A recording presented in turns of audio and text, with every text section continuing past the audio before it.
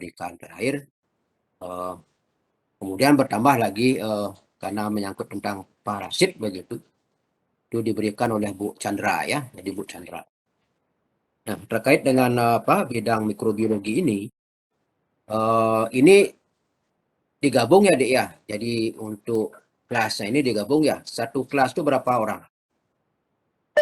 Coba Iya, Lucy Bapak. yang jawab. Iya, Bapak. Kelas A dan kelas B digabung ada 92 orang. Ya, 92 orang cukup banyak juga ya. Jadi yang baru hadir sekarang 7. 7 silahkan dari masing-masing kelas untuk melengkapi daftar hadirnya nanti. Karena apa? Karena kalau misalnya kurang dari 75% kehadiran, nah itu akan secara otomatis tidak bisa mengikuti baik UTS maupun UAS barangkali ya. Nah itu yang perlu dipahami. Nah walaupun saya tidak agak sulit juga mengontrol karena banyaknya mahasiswa begitu ya. Silahkan adik-adik itu ya. Jadi karena adik-adik mungkin merasa ini materinya barangkali ya jadi silakan saja adik-adik karena saya hanya mengantarkan. Jadi silakan adik-adik nanti menindaklanjuti begitu ya terkait dengan materi-materi yang saya akan berikan. Nah, sesuai dengan jadwal yang diberikan. Jadi jadwal yang diberikan itu saya diberikan 3 kali ya, Dik ya. Jadi 3 kali. Jadi 3 kalinya saya akan isi materinya. Kemudian saya minta waktu. Jadi waktu 1 kali lagi di luar gini ya. Jadi khusus untuk melakukan evaluasi. Jadi tes tengah semester itu. Jadi UTS. Sanggup adik-adik? Jadi saya minta waktu 1 kali di luar jadwal saya begitu untuk evaluasi saya. Khusus materi saya saja. Jadi tidak digabung dengan materi-materi yang lain. Karena saya yakin juga jadwalnya juga penuh ya. Jadi jadwalnya juga penuh, silakan adik-adik atur nanti. Karena saya pun demikian. Jadi kalau tidak salah 1 semester ini apalagi ada Merdeka Belajar ini ya, kuliah Merdeka ini. Jadi hampir penuh jadi jadwalnya dan susah juga untuk mengatur waktunya begitu. Jadi kalau saya tidak salah itu ada mengisi 9 mata kuliah jadi untuk semester ini karena hampir setiap semester untuk mata kuliah pilihan itu muncul dia.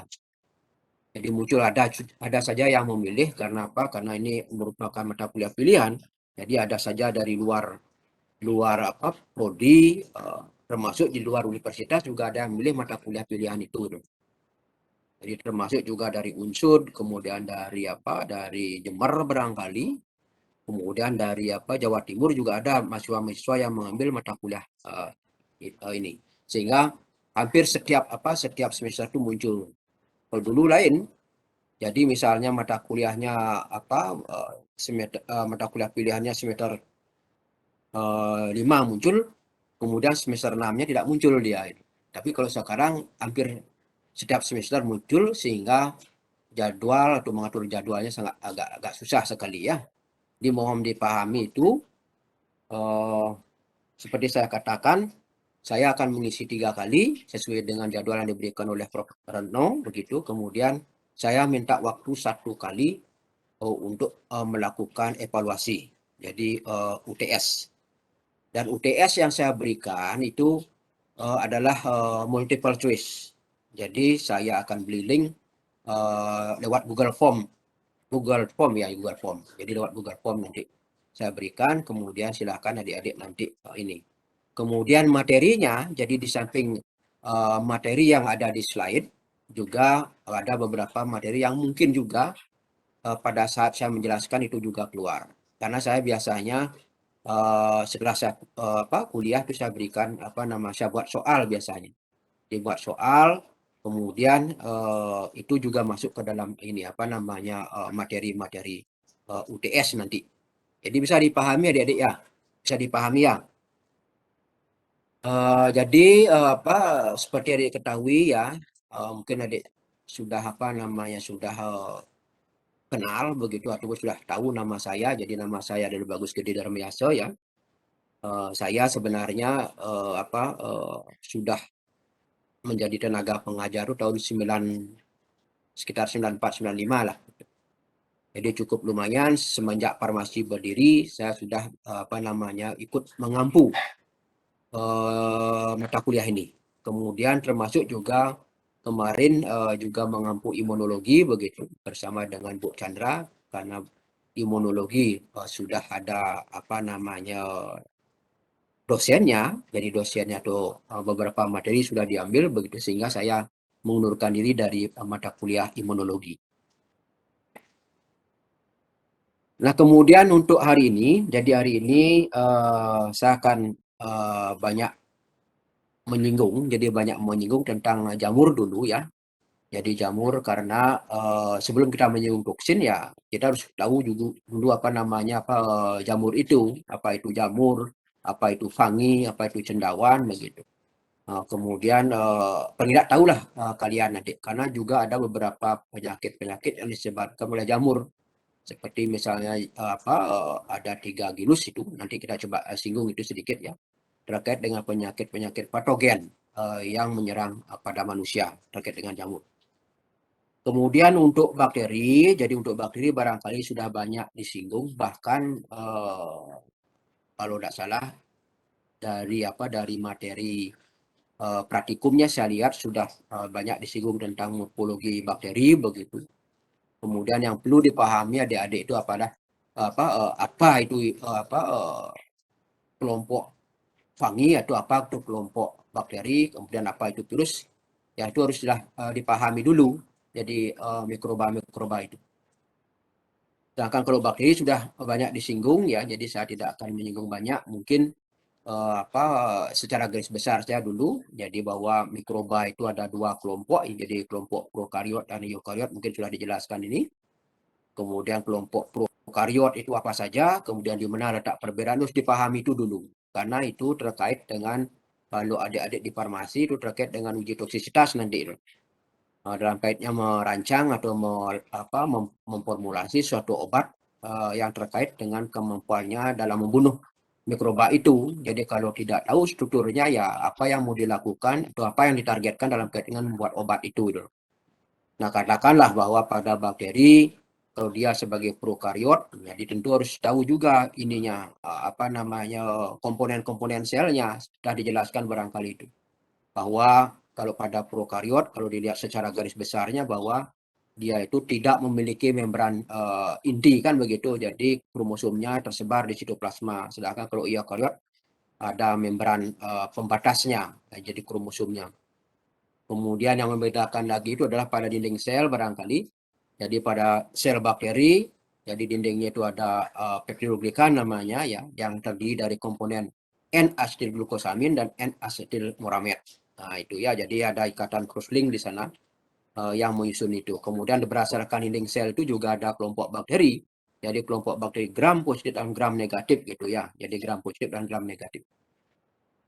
Nah, kalau kelompok gram positif bagaimana dinding selnya, strukturnya bagaimana, sedangkan gram negatif bagaimana. Sedangkan kalau dilihat dari secara keseluruhan bahwa dinding sel pada gram positif itu kan peptidoglikannya lebih tebal dibandingkan dengan kandungan lipidnya. Kemudian kalau pada gram negatif bahwa kandungan lipidnya lebih besar atau lebih tinggi dibandingkan dengan kandungan peptidoglikannya. Nah itu ya, jadi ada 2 lapis di sana. Kemudian ada lipopolisakarida juga, kemudian itu salah satu gininya. Kemudian dilihat dari sedimen ribosomnya juga. Jadi kalau pada prokariot kan ya 70S ya, 70S spadbug gitu. Kemudian kalau eukariot jamur sudah 80S, nah itu bedanya. Sehingga pada saat kita membuat formulasi apa targetnya? Jadi targetnya misalnya dinding selnya begitu. Jadi dia seperti mengganggu ikatan cross-linknya itu ikatan peptidanya itu misalnya. Beta lactam itu misalnya antibiotika yang bersifat mengandung beta lactam itu misalnya dia berfungsi dalam kaitannya dengan menggagalkan sambungan ikatan peptida dari N-asetilglusamin dan N-asetilmuramet, harus tahu beda.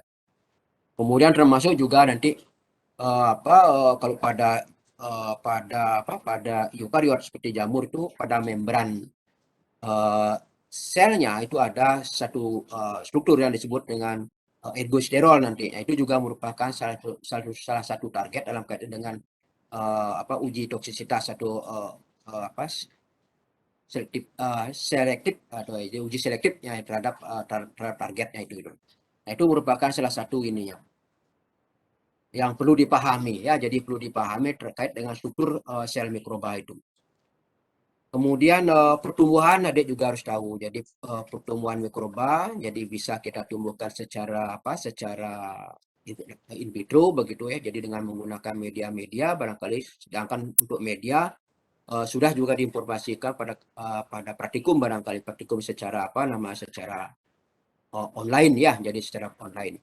Dan biasanya karena kondisi pandemi begini ya, jadi terpaksa diadakan praktikum online begitu.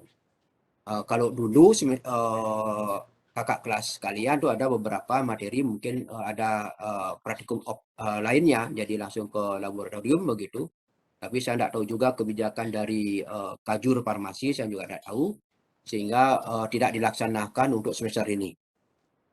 Yang jelas karena ini merupakan praktikum ya, jadi praktikum itu ada keterampilan dari mikrobiologi ya. Jadi keterampilan bagaimana mengisolasi bakteri, kemudian bagaimana teknik penanaman sampel, kemudian bagaimana menginkubasinya, kemudian bagaimana pewarnaannya nanti. Nah, itu ada skill yang diperlukan dalam kaitan dengan praktikum mikrobiologi. Bagaimana memindahkan isolat begitu ya. Jadi bagaimana isolat dari satu tabung reaksi ke tabung reaksi yang lain, bagaimana caranya. Itu akan keterampilan tangan di sana ini. Nah, itu yang lebih penting sebenarnya. Secara teoritis mungkin kalian bisa baca, begitu kalian bisa lihat di YouTube barangkali, tapi kalau tidak pernah mencoba, saya yakin nanti. Jadi saya yakin terjadi kegagalan barangkali karena tidak familiar dengan menggunakan alat-alat itu. Jadi karena pada saat kita memindahkan isolat itu harus ada api bunsen tuh misalnya. Jadi bunsen harus dibakar, dibilas dengan di atas api bunsen, begitu baru kita lakukan. Dan bagaimana kita bekerja secara aseptik di sana. Sehingga kalau misalnya itu terjadi kesalahan dalam kaitan dengan praktikum misalnya, ya tentu juga hasilnya akan salah dia. Jadi diagnosisnya juga bisa akan salah dia. Nah, itu sering dialami oleh adik-adik mahasiswa ya. Jadi misalnya terjadi kontaminasi sehingga data yang didapat itu bukan merupakan data pada sampel, jadi mikroba pada sampel, melainkan terdapat pada ini karena ada kontaminasi begitu. Jadi kontaminasi pada saat mengerjakan, karena yang kita ini kan tidak kelihatan secara kasat mata, tidak kelihatan mikrobanya, tapi dia ada. Nah, pada saat praktikum mungkin kalian bisa membuktikan misalnya dengan menaruh media agar begitu pada atau di atas meja atau ruang praktikum begitu. Kemudian setelah 5 menit ditutup, kemudian diinkubasi, besoknya sudah ada pertumbuhan mikroba. Itu adalah salah satu membuktikan bahwa di lingkungan kita juga penuh mikroba. Jadi mikroba apakah itu virus, apakah itu bakteri, apakah itu jamur. Itu ya. Jadi saya tidak banyak tentang pendahuluan, jadi saya set kontennya dulu tentang pengenalan jamur dulu ya. Jadi pengenalan jamur sebelum kita masuk ke materi mikotoksin.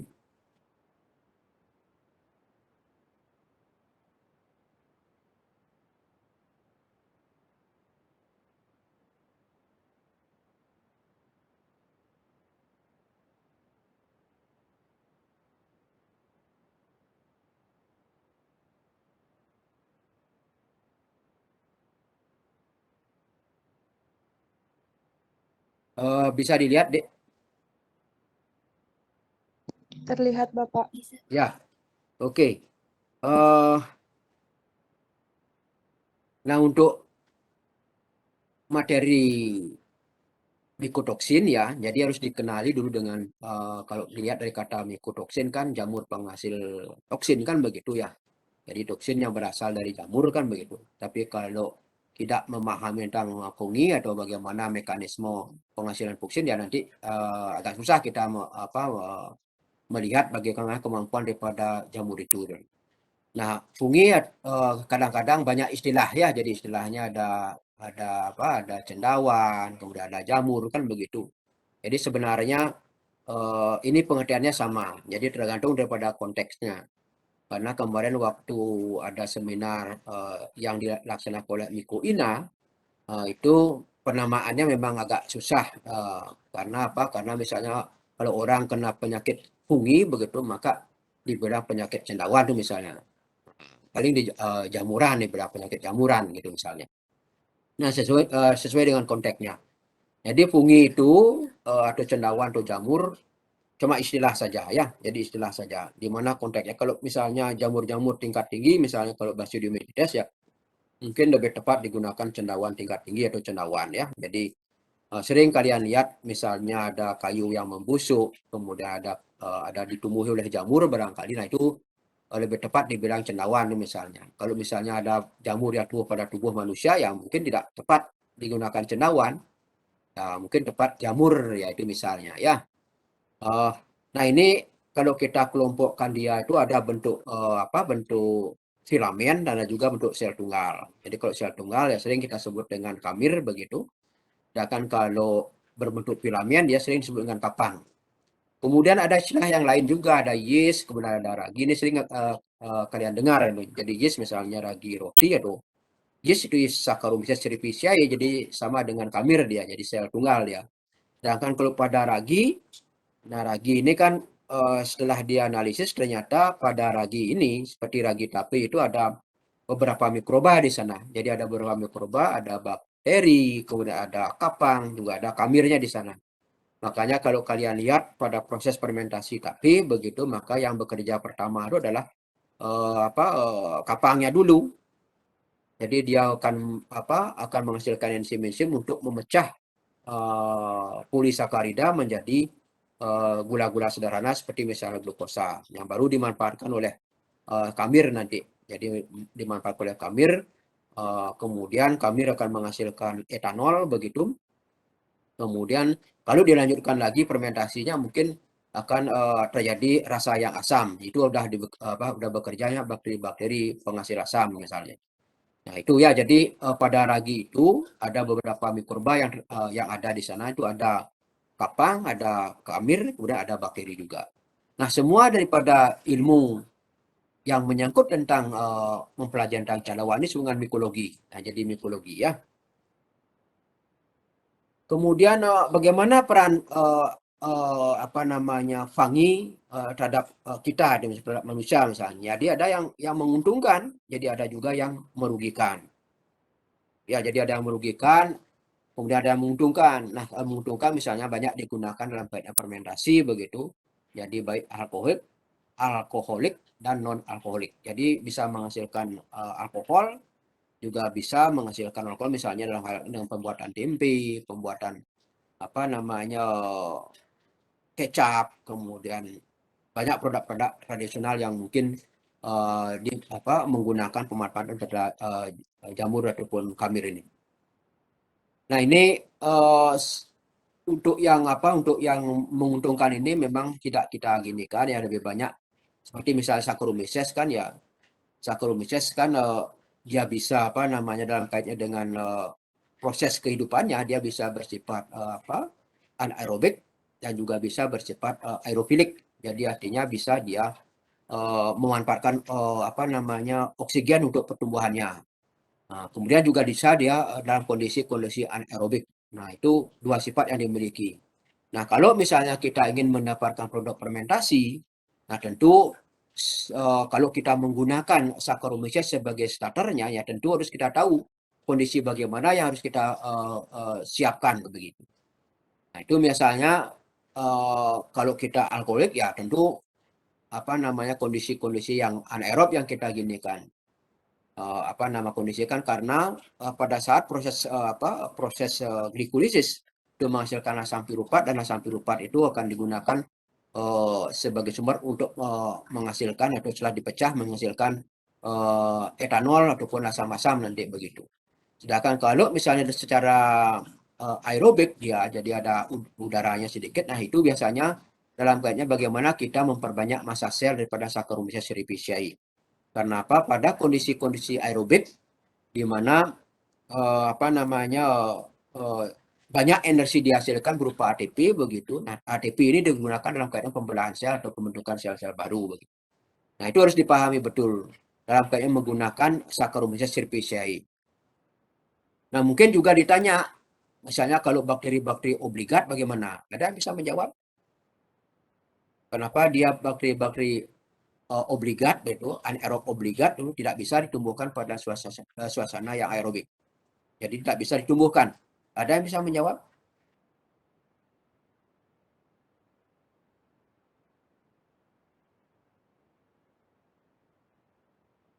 Ada yang bisa menjawab? Atau saya tunjuk ya?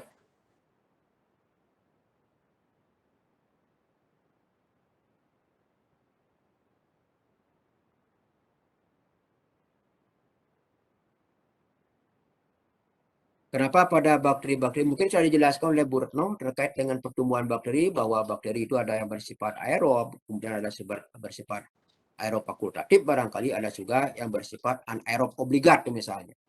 Kemudian pada kondisi-kondisi aerob atau anaerob obligat, bakteri-bakteri yang bersifat itu tidak bisa tumbuh pada kondisi aerob begitu, yang ada oksigennya. Kenapa kira-kira itu?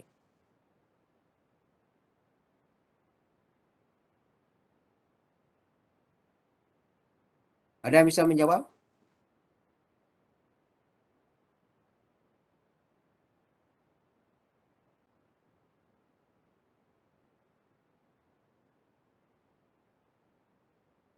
Ini ada namanya Nikade Ayu Suci. Bisa menjawab Nikade Ayu Suci.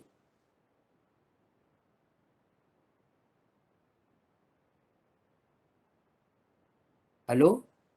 Nikade Ayu Suci bisa menjawab kenapa bakteri-bakteri yang bersifat anaerob obligat tidak bisa tumbuhkan pada suasana aerob.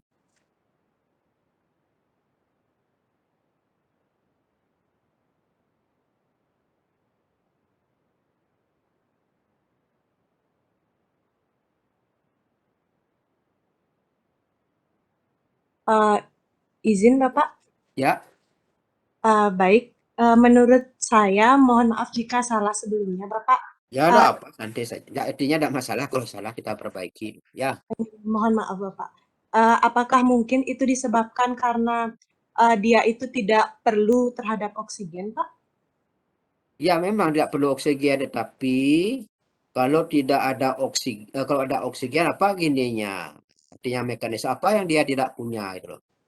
Misalnya kalau bakteri-bakteri, anggaplah bakteri-bakteri pada ruminansia itu misalnya. Jadi dia kan banyak bakteri-bakteri bersifat anaerob obligat dia di sana. Kemudian termasuk juga lactobacillus barangkali. Nah, itu juga tidak bisa tumbuhkan ini gitu loh. Jadi memang dia tidak perlu oksigen dia, tapi kalau di lingkungan oksigen ada, dia mati, dia itu tidak bisa tumbuh secara mekanisme. Nah, nanti mungkin banyak karena ini juga harus dasar-dasar sekali ya, jadi saya tidak tahu ada perubahan materi ini di farmasi, jadi sudah mengarah ke penyakit sama dengan gangrena itu misalnya. Kalau itu kan biasanya kalau luka gangrena itu disebabkan oleh Clostridium ya, Clostridium gangrena ya. Clostridium jadi dia bersifat anaerob obligat ya, sehingga dia melakukan fermentasi pada luka kita begitu, yang menyebabkan gangrena, menyebabkan melepuk dia, artinya menggelembung jaringan gini gitu loh. Karena kondisinya di sana kondisi anaerob dia. Nah, itu misalnya. Jadi itu kalau di mikrobiologi ya harus di dasar-dasar dulu. Jadi bagaimana metabolismenya, kemudian bagaimana genetiknya. Apalagi nanti di farmasi itu pelajaran tentang bagaimana mengembangkan antibiotika itu misalnya dengan menggunakan plasmid itu misalnya. Bagaimana memproduksi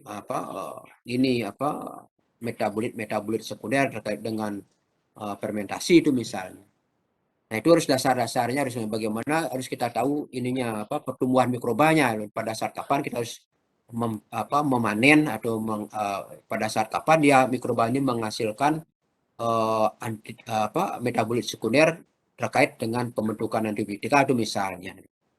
Jadi harus dasar-dasarnya, jadi pertumbuhan mikroba harus dipahami, Itu ada fase adaptasinya, kemudian eksponensial, kemudian stasioner, kemudian fase kematian, kan begitu.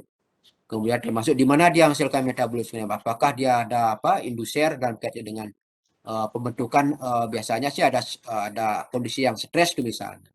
Itu pada saat stres misalnya pada medium itu pada saat bagaimana. Jadi pada saat mungkin nutrisinya sudah mulai berkurang sehingga dia mulai membentuk metabolit sekunder itu misalnya. Jadi pada fase eksponensial akhir biasanya seperti itu. Nah, itu harus dipahami. Mungkin sudah diberikan oleh Bruno terkait dengan pertumbuhan mikroba itu ya. Termasuk juga metabolisme metabolisme mikroba. Nah, sebenarnya itu diberikan mestinya kalau dulu ada angkat-angkatan kakak kelas sekalian itu dulu.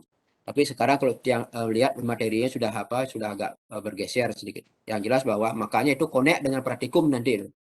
Bagaimana dia menumbuhkan bakteri, kemudian bagaimana melakukan pewarnaan, bagaimana uji sensitivitas bakteri terhadap antibiotika itu misalnya. Jadi harus tahu juga gininya kenapa dia terhambat begitu. Jadi bagaimana misalnya dipaparkan antibiotika menyebabkan resistensi itu misalnya. Itu biasanya diberikan di materi-materi mikrobiologi. Tapi sekarang agak berubah, saya lihat tuh ada penularan penyakit, ada prinsip-prinsip penularan penyakit misalnya. Tapi yang jelas bisa dipahami di sana untuk dasar-dasar menguasai mikrobiologi ini. Jadi dasar-dasarnya harus dipahami betul ya. Karena mau tidak mau ya adik nanti banyak terlibat dalam kaitannya dengan penyakit infeksi begitu. Jadi harus dasarnya harus. Nah, seperti tadi misalnya ada obligat dan tidak ada yang obligat. Jadi kalau bagaimana yang obligat, anaerob itu muka pada naik. Karena pada saat proses terjadinya ini kalau bakteri-bakteri yang anaerob obligat itu dia tidak mampu menghasilkan enzim dengan peroksidase demustase itu. Jadi pada saat dibentuknya ada oksigen itu akan bentuk H2O2 dia dalam tubuh. Nah, pada bakteri-bakteri yang bersifat anaerob obligat itu tidak bisa memecahkan itu. Nah, itu merupakan toksik dia. Jadi kalau adik mempelajari tentang imunologi, barangkali nanti ada setelah sel difagositosis oleh sel-sel makrofag begitu. Kemudian di sana ada fusi nanti, jadi ada fusi antara silisusum dengan fagosum itu ada proses di sana pembentukan peroksida untuk menghancurkan daripada bakteri yang telah diopsonisasi oleh atau telah difagosis oleh sel makrofag itu. Nah, itu harus dipahami ya. Jadi dipahami kenapa bakteri-bakteri yang bersifat anaerob obligat itu tidak bisa tumbuh pada kondisi yang aerob karena dia tidak mampu menghasilkan enzim peroksidase demustase namanya yang mampu memecah H2O2 di mana H2O2 adalah toksik bagi sel. Jadi kalau itu terbentuk maka sel itu akan mengalami kematian ya. Itu ya. Jadi itu dasar-dasar yang harus dipahami ya. Kemudian ini jadi kalau mengenai jamur ya jadi ada yang merugikan. Jadi jelas menimbulkan penyakit ini ya.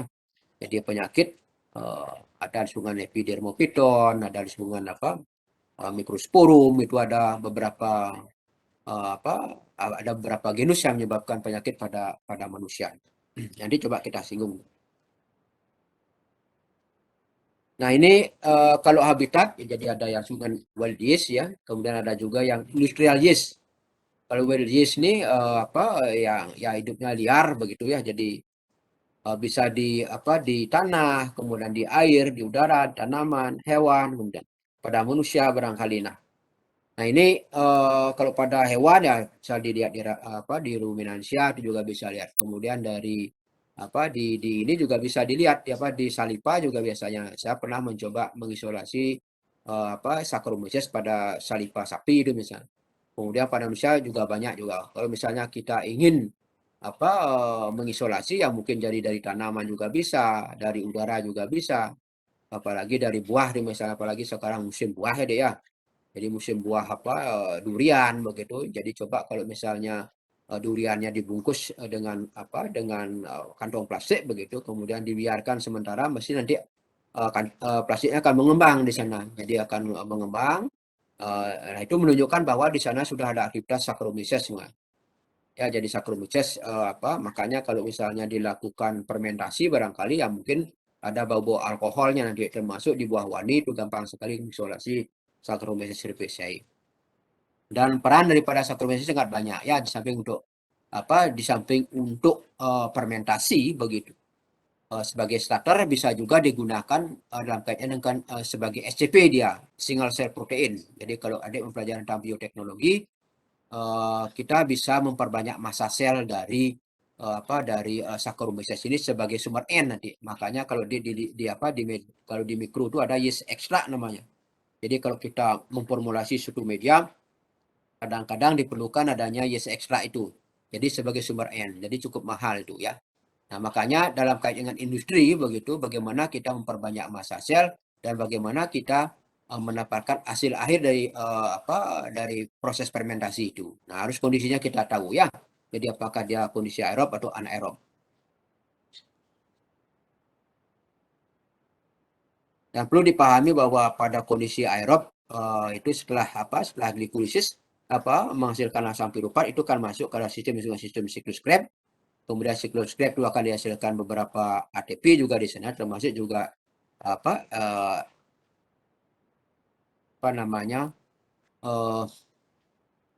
elektron-elektron. Jadi elektron-elektron itu bisa akan melewati semua sistem transport elektron namanya ya. Jadi transport elektron. Kemudian hasil akhir dalam proses respirasi itu, maka elektron terakhir yang ditangkap adalah oksigen gitu ya. Jadi elektron itu akan ditangkap oleh oksigen sehingga membentuk H2O. Jadi kenapa dalam sistem sitokrom itu ada karena ada beda potensial di sana antara satu sitokrom dengan sitokrom yang lain. Nah itu ya, jadi ada beberapa elektron dihasilkan di sana. Makanya dalam kaitan dengan jumlah energi yang dihasilkan pada proses respirasi itu jauh lebih banyak dibandingkan dengan pada proses anaerob begitu ya. Jadi lebih banyak dihasilkan ATP di sana.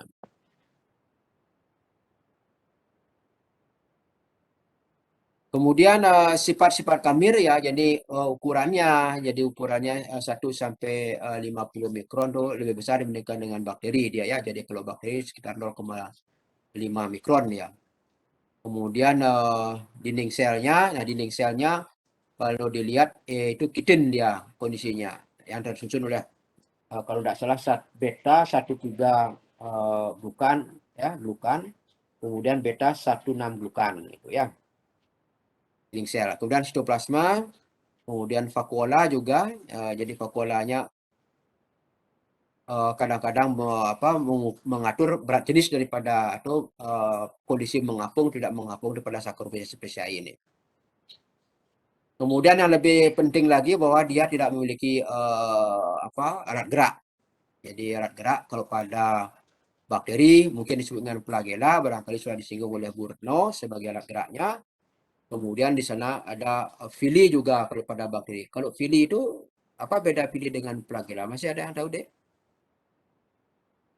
Sudah dijelaskan oleh Bu Retno ya?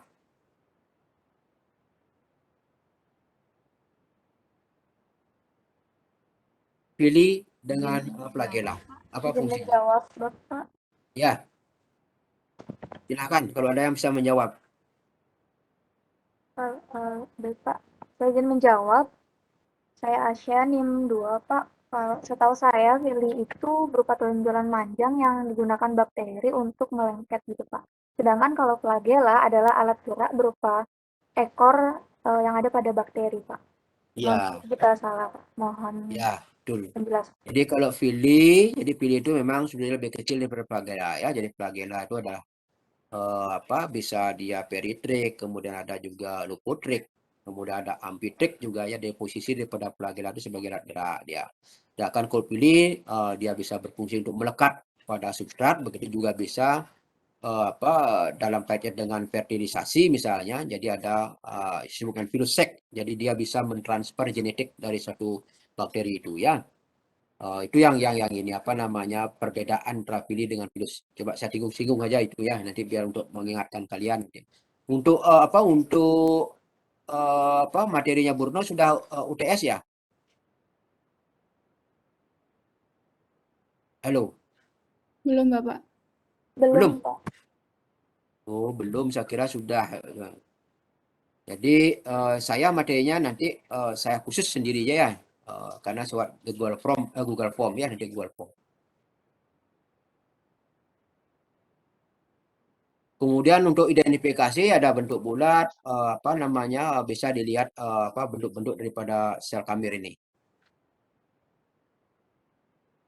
Nah, ini yang lebih penting adalah spesies yang sama memiliki bentuk yang berbeda. Karena apa? Karena mungkin kondisi media, kandungan nutrisinya juga bisa berpengaruh. Biasanya kalau kondisinya sudah mulai menipis, kondisi nutrisinya barangkali dia lebih kurus-kurus dia dibandingkan dengan.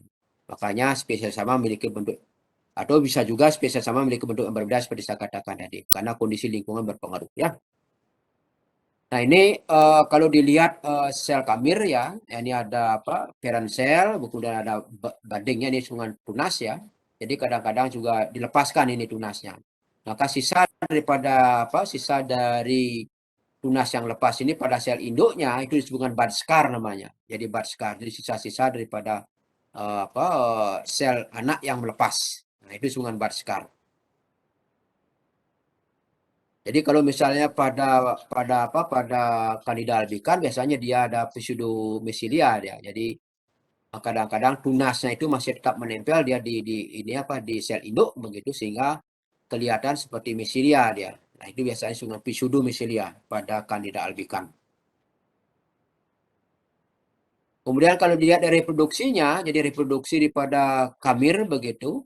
Jadi ada pembelahan, kemudian ada pertunasan. Jadi kalau pembelahan, apa bedanya pembelahan dengan pertunasan? Sudah diberikan oleh Bu Retno tentang pembelahan?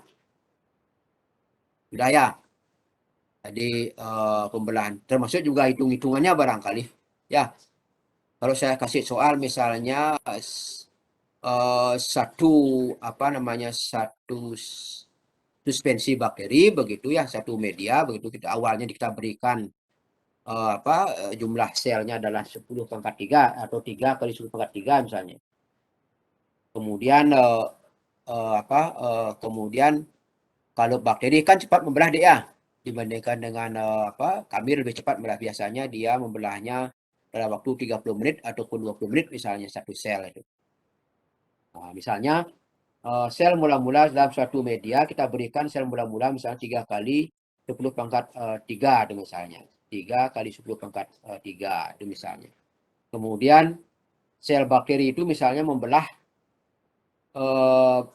setiap 20 menit. Gitu ya. Kemudian pertanyaan saya, berapa sel setelah atau masa inkubasi 1 jam? Ada yang bisa jawab? Saya akan catat di sini. Sel mula-mula 3 kali 10⁻³ yang diberikan. Kemudian sel tersebut atau sel bakteri tersebut atau sel kamir itu membelah 20 menit. Setiap 20 menit dia membelah begitu. Kemudian pertanyaan saya, berapa masa sel pada masa inkubasi 1 jam? Itu misalnya. Saya menjawab. Saya akan beri nilai ini.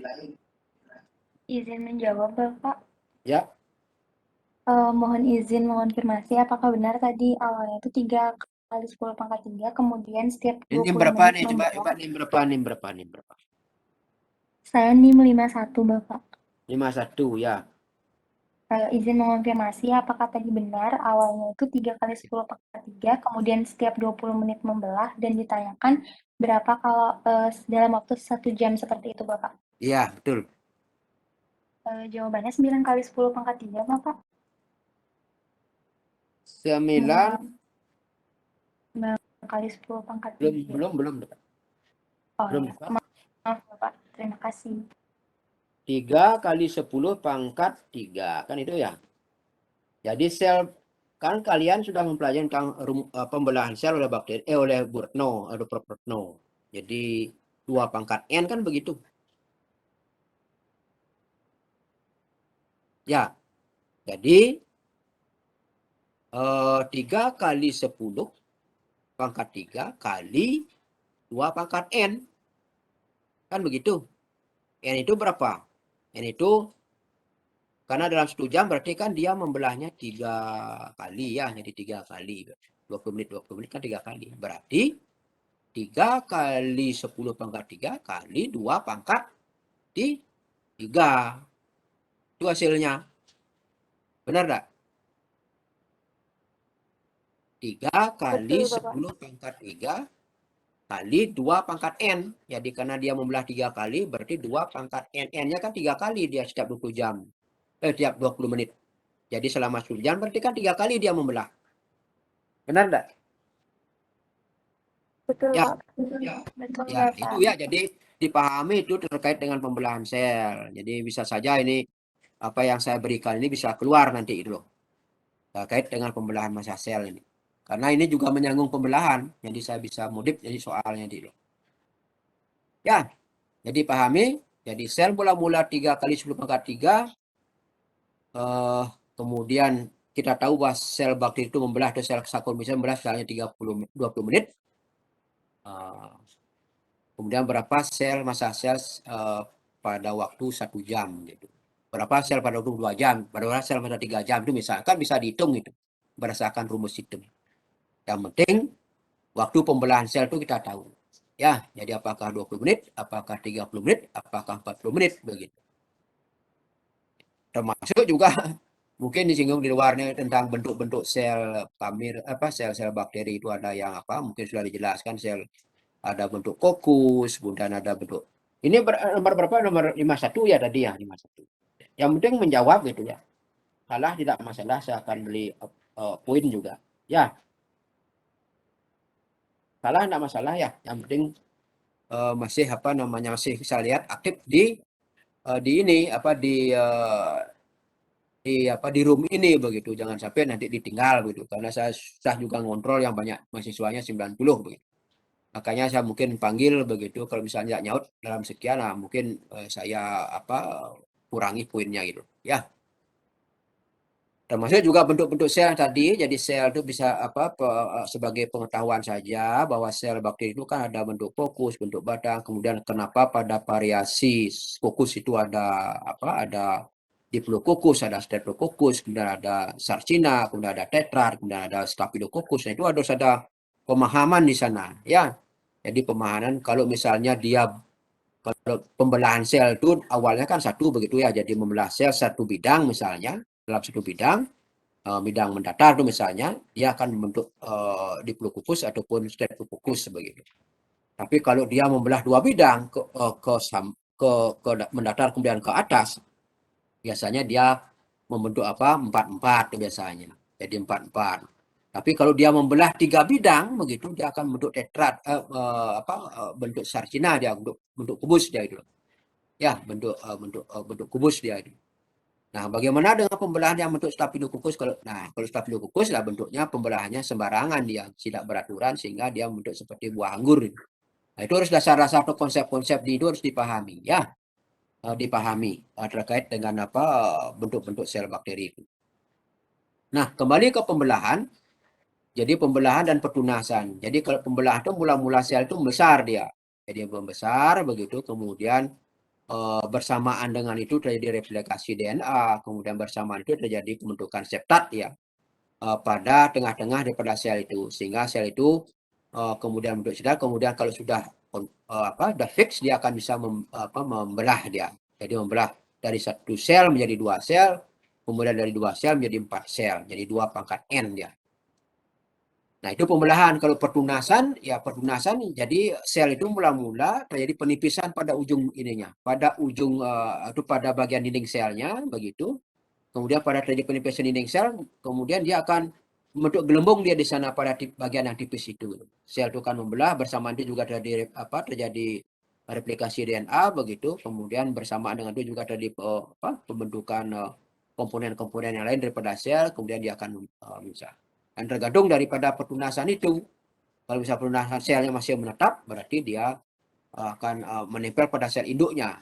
Jadi terlepas, maka dia akan menjadi juga sel yang baru begitu ya. Jadi menurut sel baru, kemudian yang sudah lengkap dengan gininya, sehingga dia bisa juga membelah berikutnya begitu. Tapi kalau dia masih menempel begitu, maka dia akan membentuk pseudomycelia namanya. Pseudomycelia seperti misalnya pada Candida albicans atau pseudomycelium.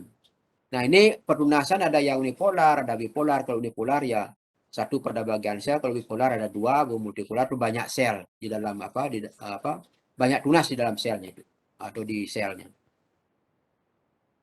Nah, ini ada kamir palsu, jadi hanya berkembang biak secara aseksual saja. Jadi kalau ada yang kamir sebenarnya berarti dia bisa berkembang biak secara baik secara seksual maupun secara aseksual. Tapi kalau secara aseksual saja maka dia sungguh kamir palsu itu. Itu disebutkan ya, jadi disebutkan. Nah, kalau kamir secara seksual biasanya membentuk askus, coba kita itu salah satu kantung begitu ya, di mana dalam kantung itu ada sporanya. Kemudian sifat-sifat koloni kamir, nah ini cara mengidentifikasi. Jadi bisa dilihat dari bentuknya, ukurannya. Nah, kuda halus kalau saya sih bisa melihat dari baunya sudah bisa. Kalau misalnya biasanya ada bau-bau tapi begitu, nah itu sudah saya yakini bahwa di sana ada kelompok kamir di sana. Jadi ada fermentasi di sana. Biasanya terkait dengan mengidentifikasi ini secara konvensional biasanya kita lihat bentuk ya, ukurannya. Tetapi secara molekuler juga bisa. Ya, jadi secara molekuler dalam kait dengan mengidentifikasi jamur ataupun kamir yaitu dengan menggunakan kalau pada bakteri kan menggunakan S16S RNA ya. Jadi RNA 16S. 16S RNA. Tapi kalau pada jamur atau pada kamir itu menggunakan 18 sRNA ya. Jadi 18 sRNA-nya biasanya untuk jamur ataupun kamir ya biasanya itu terkait dengan ITS dia, ITS internal transcript species ya. Jadi kalau daerah-daerahnya ada ITS internal transcript species 1, ada juga ITS 2. Nah, jadi kenapa di daerah di sini? Karena di sana daerah sini ada gen-gen yang bersifat konvensional, gen-gen yang bersifat variatif dan ada gen yang konservatif. Jadi konservatif dan ada gen-gen yang bersifat variatif. Konservatif gen-gen yang dipertahankan, kalau variatif nah tergantung daripada lingkungan. Itu berubah gininya, variasi itu urutan DNA-nya. Nah, itu biasanya untuk kamir ataupun kapang itu menggunakan daerah ITS namanya, internal transcript species 1 dan internal transcript species 2. Di mana ITS ini biasanya terletak pada 18 SR RNA atau DNA dengan 5.8 sRDNA. Itu disebutkan antara 18 sRNA dengan 5.8 sRNA itu disebut ITS 1 ya. Kemudian daerah 5.8 sRNA dengan 28 sRNA ini disebut ITS 2 dia. Nah, itu ya. Jadi pada daerah-daerah gen ITS 1 dan ITS 2 ini merupakan daerah-daerah yang gen-gen yang konservatif dan ada juga gen-gen yang variatif di sana. Nah, itu secara molekuler untuk mengidentifikasi molekul atau identifikasi jamur atau kamir ya. Jadi DNA-nya bisa dilihat, jadi sekuens DNA-nya.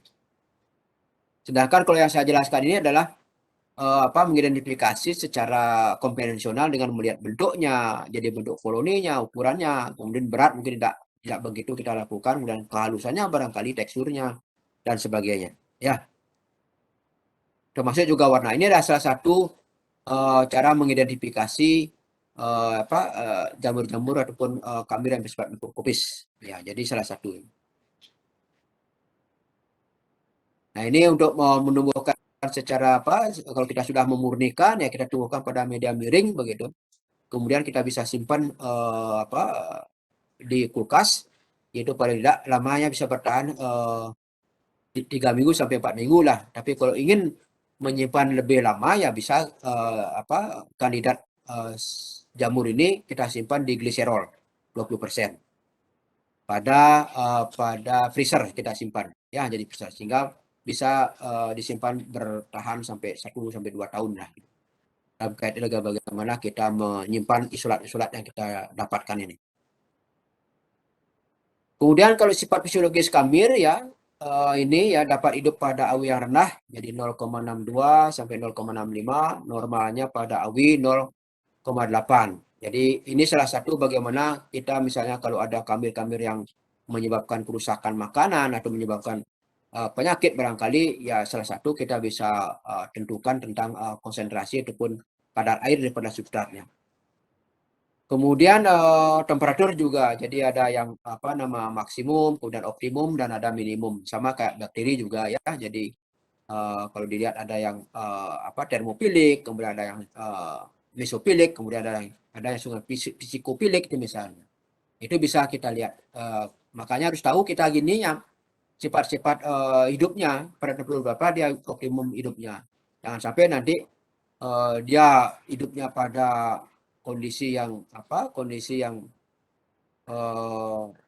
anggaplah misalnya 27 itu misalnya, kalian inkubasi pada kondisi 10 itu misalnya 10 derajat itu misalnya, makanya kita tidak akan mendapatkan pertumbuhan maksimum daripada bakteri yang kita inkubasi itu.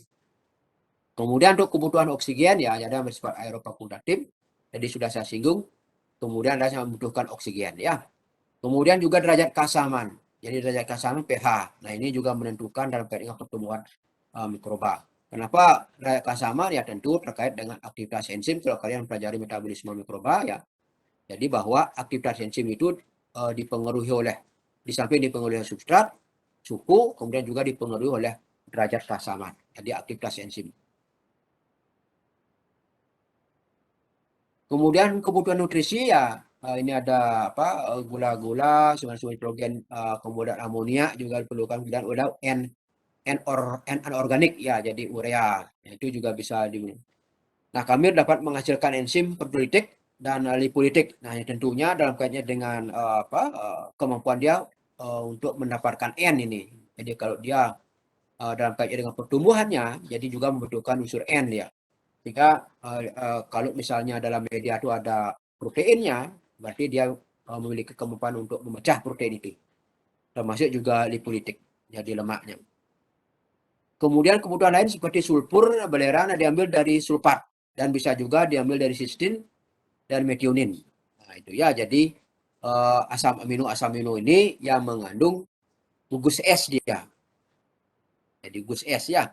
Jadi kalau saya tanya misalnya kenapa misalnya daging daging begitu, daging segar kemudian kita simpan di suhu kamar dalam waktu 3 hari barangkali sudah ada bau menyengat dibandingkan dengan kalian menyimpan karbohidrat begitu tidak ada bau menyengat. Apa sebabnya kira-kira? Ada yang tahu?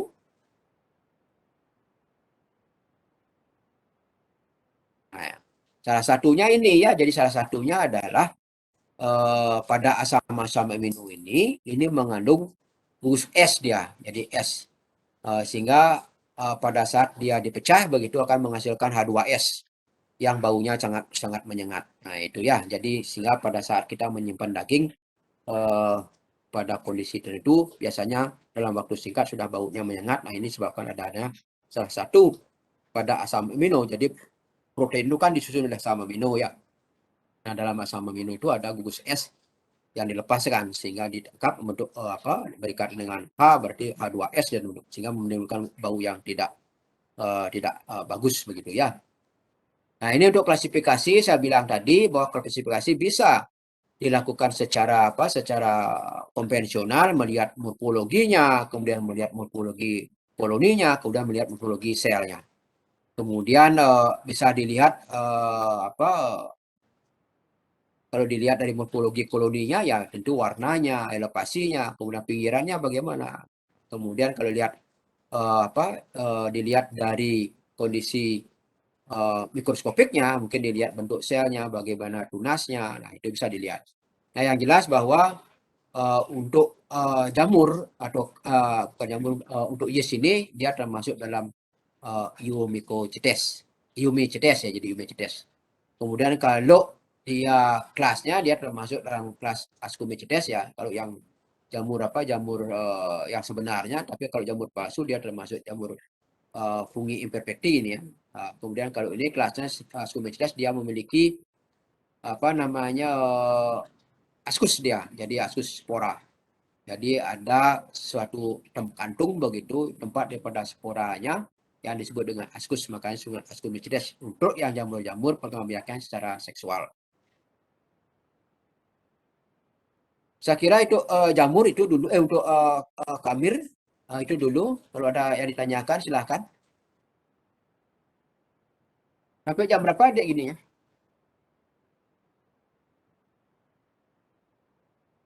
Sampai jam 15.40, Pak. 15.40 ya? Iya. Ya.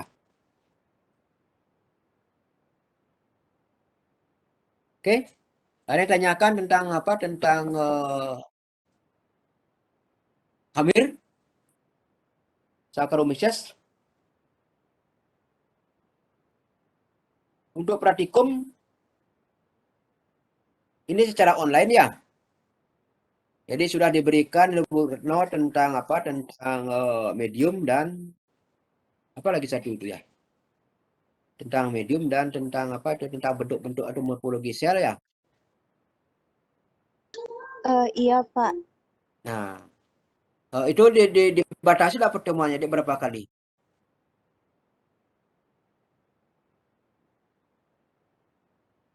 Di jadwal berapa kali ya? Kalau saya berapa kali pertemuan biar bisa saya tentukan materinya nanti. Jadi materinya sih tidak banyak. Paling tentang pewarnaan, kemudian tentang apa? Tentang apa pengukuran bakteri indikator misalnya tentang E. coli ya, coliform dan E. coli begitu. Mungkin BioEC juga tentang apa? Tentang bagaimana menentukan daya hambat misalnya. Atau faktor-faktor yang mempengaruhi faktor-faktor lingkungan yang mempengaruhi pertumbuhan bakteri itu misalnya. Coba saya koordinasikan dulu ya, jadi berapa kali saya ini kalau misalnya satu kali ya mungkin atau dua kali saya include-kan jadi satu saja. Misalnya karena apa materinya tidak begitu banyak ya tentang apa tentang pewarnaan, kemudian tentang apa penentuan bakteri E. coli itu misalnya sebagai indikator bagaimana menentukan itu.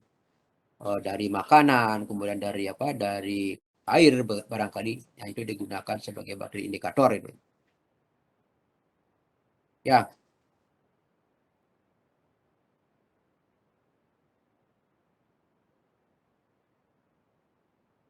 ada pertanyaan tentang Kamir?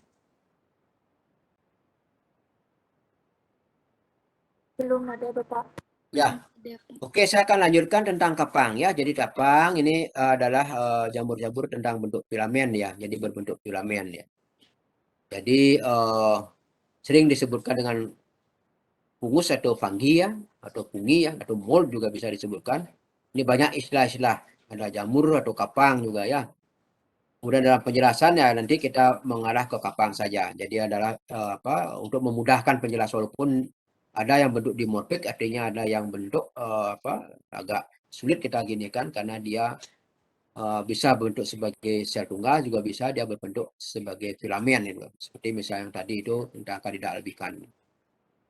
Nah ini untuk Candida albicans ya ini kan banyak juga apa walaupun dia sebagai flora normal begitu kan apa namanya banyak kasus-kasus yang disebabkan oleh apa pada saluran genitalia wanita itu kan ya kalau misalnya terjadi salah satu gangguan apa gangguan keseimbangan mikroflora dalam tubuhnya ya tentu bisa menyebabkan kandidiasis itu misalnya ya jadi bagaimana terutama pada orang-orang yang misalnya apa mengalami penyakit misalnya diabetes mellitus sehingga terutama kekebalan tubuhnya menurun begitu sehingga bisa saja bakteri-bakteri ini atau ya, jamur-jamur ini yang tadinya bisa sebagai flora normal tapi bisa suatu saat dia bisa menyebabkan penyakit ya.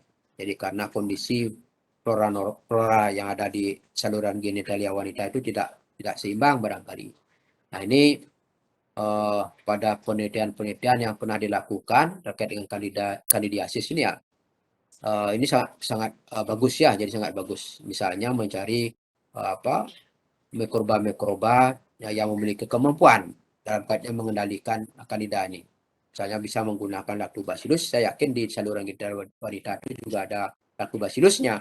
Jadi lactobacillus yang nanti mengontrol bagaimana perkembangan daripada Candida albicans ini. Nah, ikan ini perlu dicari juga Candida albicans apa namanya lactobacillus ini. Jadi lactobacillus kalau di makanan kan sering digunakan sebagai probiotik di lactobacillus termasuk juga pengolahan olahan susu juga. Jadi karena ada orang-orang yang tidak toleran dengan susu, ya jadi dilakukanlah berusaha memanfaatkan susu itu dalam bentuk olahannya, misalnya apakah keju, apa ya, yogurt dan sebagainya. Jadi ada yang toleran, ada juga yang tidak toleran. Jadi yang tidak toleran misalnya, artinya kalau sedikit mengkonsumsi susu barangkali ya menimbulkan efek dia, misalnya apakah diare, apakah itu mungkin ada gatal-gatal barangkali, nah itu. Sehingga perlu dilakukan olahan susu dengan menggunakan lactobacillus misalnya, salah satunya adalah Lactobacillus bulgaricus misalnya. Tapi kalau probiotik itu sudah banyak dilakukan, jadi sudah banyak dikembangkan. Cuma dalam kaitnya mendapatkan kandidat-kandidat lactobacillus sebagai probiotik, nah ini kan dilakukan penelitian, ya jadi dilakukan penelitian, jadi tahap isolasi, eksplorasi begitu, kemudian lakukan tahap-tahap screening dia misalnya. Karena apa? Karena kalau kita menggunakan lactobacillus sebagai kandidat sebagai probiotik, nah tentunya kalau kita konsumsi dia kan perannya tetap ini maksimal kan begitu ya. Jadi begitu. Jadi karena melewati saluran pencernaan itu, sehingga kandidat-kandidat lactobacillus yang kita isolasi ini ya perlu kita uji dia. Apakah dia tahan dengan pH rendah, kemudian apakah dia tahan dengan baik itu ekstra empedu begitu, karena dia kan akan melewati lambung atau saluran pencernaan itu pH-nya rendah. Jadi kalau misalnya dia tidak tahan kan tidak percuma juga kita membuat probiotik kan begitu ya. Jadi harus perlu diadakan screening dia. Kemudian ketahanan terhadap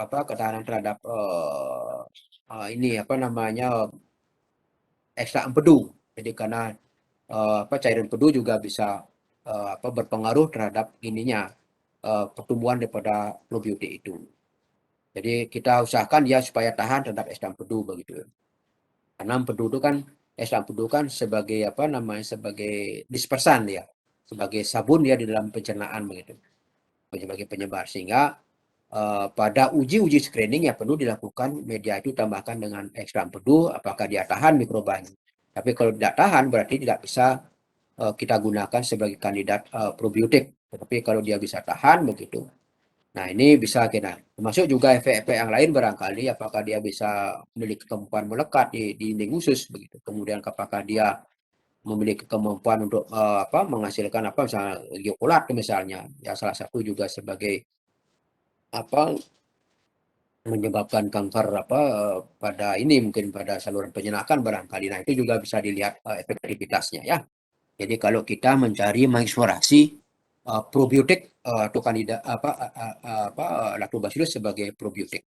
Nah, apalagi kemarin sudah ada penelitian yang terkait dengan manfaat lactobacillus ya.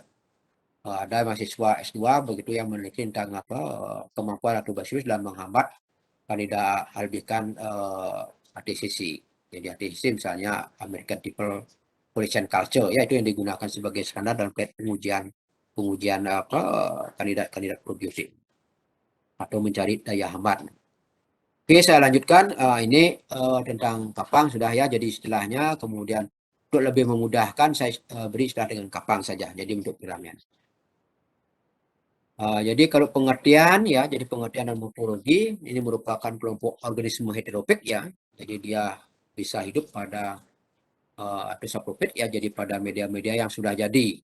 Jadi pada media-media seperti misalnya yang mengandung karbon, nitrogen. Nah itu yang ini.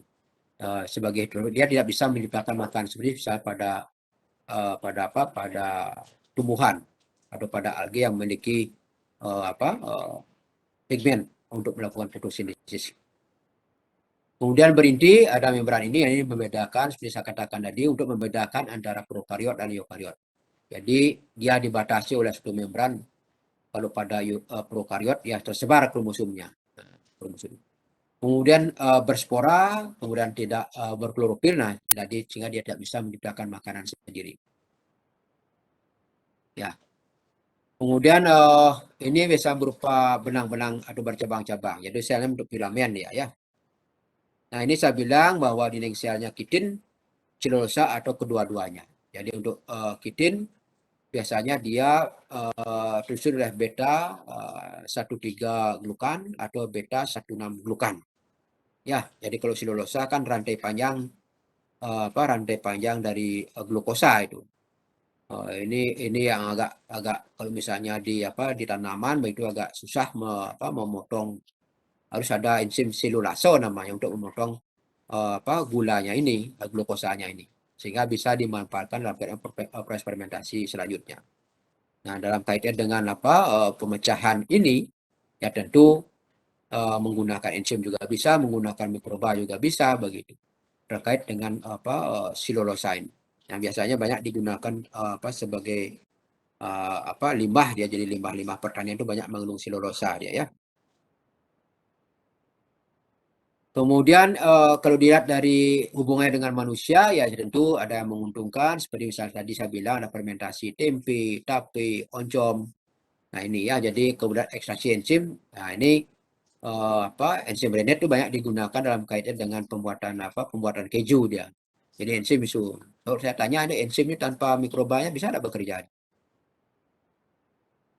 Enzim tanpa mikrobanya bisa tidak bekerja? Ada yang bisa jawab? Ini ada Armida Asia Farhani. Kalau enzim tanpa mikrobanya bisa dia bekerja. Enzim saja itu misalnya.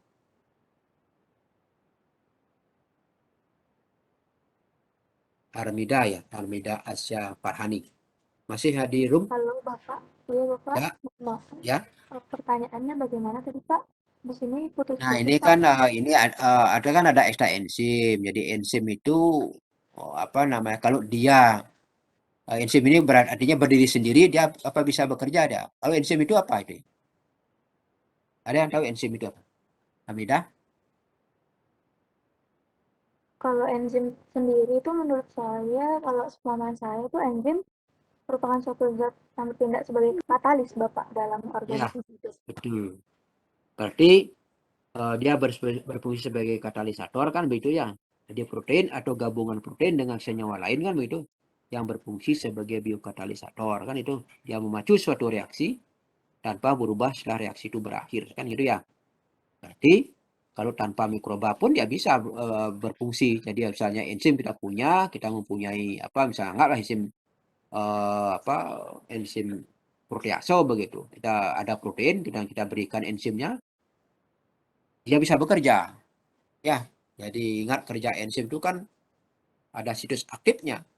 Jadi ada situs aktifnya di mana di mana substratnya akan melekat di sana karena perbedaan beda potensial begitu yang cukup tinggi, sehingga komponen-komponen daripada substratnya itu akan dilepaskan membentuk produk dia atau lepas begitu, sehingga membentuk produk dia ya.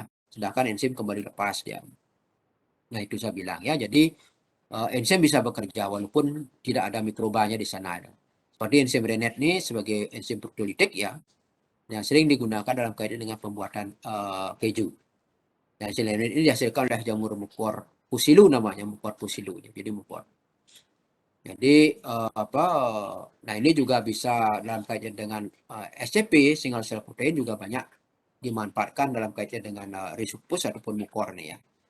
Kemudian mukor dan Rhizopus itu beda. Jadi beda, kalau mukornya itu kalau dia struktur selnya dia tidak ada rhizoidnya, tapi kalau pada Rhizopus itu ada rhizoidnya. Jadi rhizoid bagian tempat melekatnya daripada ini namanya substratnya. Ya, alhamdulillah.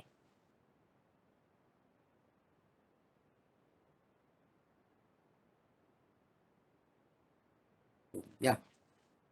Nah, ini juga banyak juga digunakan dalam kaitan untuk pakan ternak. Seperti saya bilang tadi ya, jadi sebagai SCP dia single cell protein diformulasi di pakan konsentrat begitu. Sehingga nilai N-nya akan bertambah dia. Nilai N bertambah berarti asupan N pada ternak itu akan lebih banyak, sehingga pertumbuhannya akan meningkat. Nah, itu digunakan dalam kaitan formulasi pakan ternak dia sebagai pakan konsentrat. Kemudian kalau yang merugikan tuh banyak, jadi ada pelapukan pada kayu, kemudian ada kerusakan pada makanan ya. Jadi misal kalau makanan dibiarkan begitu ya cepat rusak dia. Kalau roti dibiarkan ya, jadi dalam waktu 3 hari barangkali sudah ditumbuhi oleh jamur dia. Dan jamur memiliki apa namanya ya, memiliki kemampuan hidup yang sangat tinggi ya, walaupun pada kondisi-kondisi yang ekstrim ya. Misalnya pada kondisi-kondisi yang sedikit nutrisinya juga bisa jamur itu bisa tumbuh dia. Seperti misalnya kalau kita lihat di apa di kita punya foto begitu, kembali dia di foto itu sering foto itu mengalami kerusakan karena di sana mungkin saja di sana ada air begitu, kemudian tumbuh oleh jamur. Sehingga menyebabkan foto itu akan rusak dia.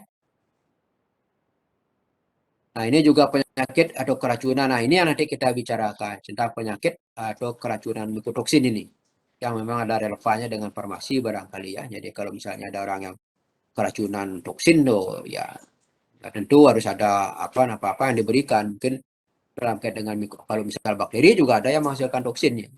Cuma kalau dalam kait dengan orang keracunan apa yang perlu dilakukan, tindakan-tindakan apa yang perlu dilakukan.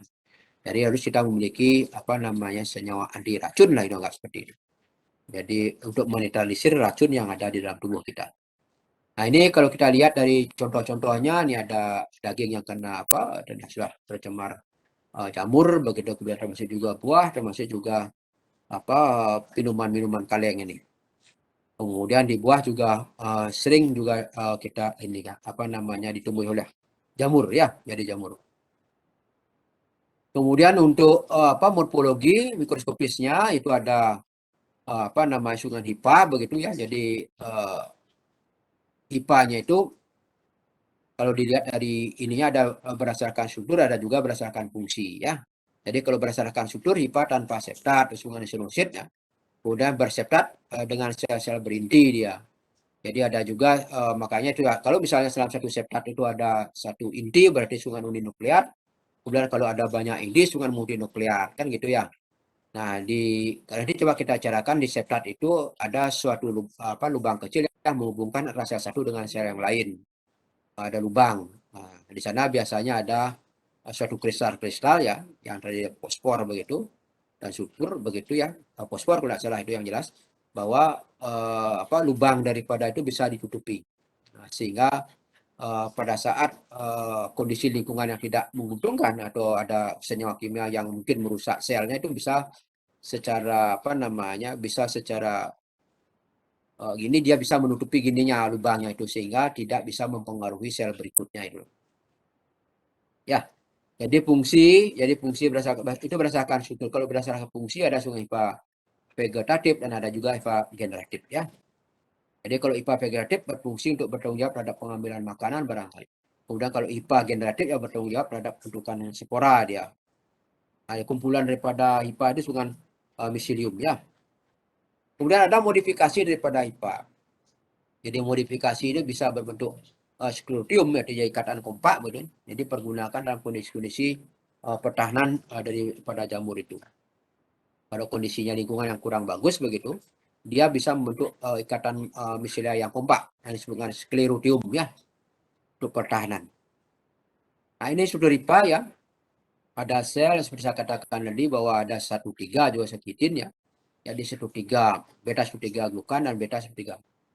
Maka kalau misalnya ada anti jamur begitu, biasanya yang bekerja itu ada enzim-enzim yang mampu menguraikan atau mendegradasi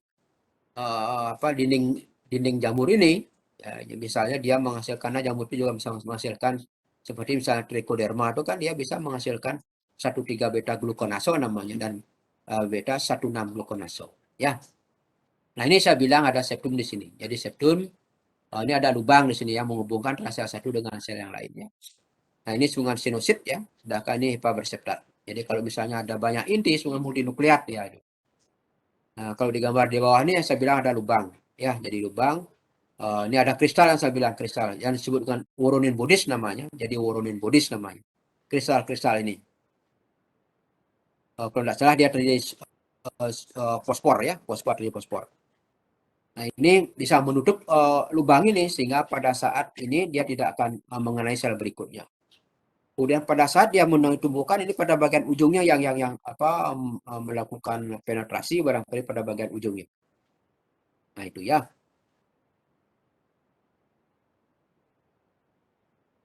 Nah, struktur berdasarkan ini ada juga yang memiliki tubuh buah ya, seperti misalnya kalau kalian lihat tuh ada jamur-jamur yang kalian sering makan, misalnya ada jamur kuping begitu ya. Jadi ada jamur-jamur yang dijual sebagai crispy itu ada tubuh buahnya di sana. Jadi kalau misalnya kalau sekarang kan agak susah. Kalau saya dulu karena banyak sawah begitu, banyak kotoran sapi, biasanya ada juga jamur-jamur yang tumbuh di sana apalagi pada saat musim hujan tuh ya. Jadi ada tubuh buahnya seperti ini. Ada payungnya, kemudian ada bagian mungkin bagian ininya, bagian tubuh buahnya, bagian tubuhnya itu. Nah ini pada bagian tubuhnya ada hipanya, kemudian pada payungnya mungkin ada banyak sporanya. Atau struktur reproduksinya banyak di sini. Kemudian misalnya kalau sporanya lepas, maka dia akan tumbuh menjadi individu baru dia. Jadi bergerminasi dia. Nah itu pertumbuhan daripada jamur yang berbentuk. Ini biasanya termasuk jamur-jamur tingkat tinggi ya. Jamur-jamur tergolong dalam Basidiomycetes dia. Kemudian kalau reproduksi ini juga ada yang bentuk aseksual. Jadi hanya menanam sepotong hipa saja juga bisa tumbuh dia. Kemudian kalau spora aseksualnya ya ada conidium, kemudian ada clospora, ada sporangiosspora. Ya. Kalau conidiumnya misalnya ditemukan pada Aspergillus juga ada, kemudian pada Trichoderma juga ada. Ya, kemudian arthrospora ini pada potongan hipanya. Jadi potongan hipa itu bisa sebagai spora, kemudian bisa tumbuh menjadi individu baru. Kemudian ada juga sporangiospora. Ini sporangiospora ini ada dalam suatu sporangium, dalam suatu kantung, misalnya pada Rhizopus atau pada Mucor juga sporangiospora namanya. Kemudian ada juga Chlamydospora ini sebagai resting cell ya. Ini spora-spora seksual, jadi mengandung cadangan makanan. Jadi pada bagian hipanya itu ada yang membesar, berdinding tebal, biasanya di sana ada spora Chlamydospora.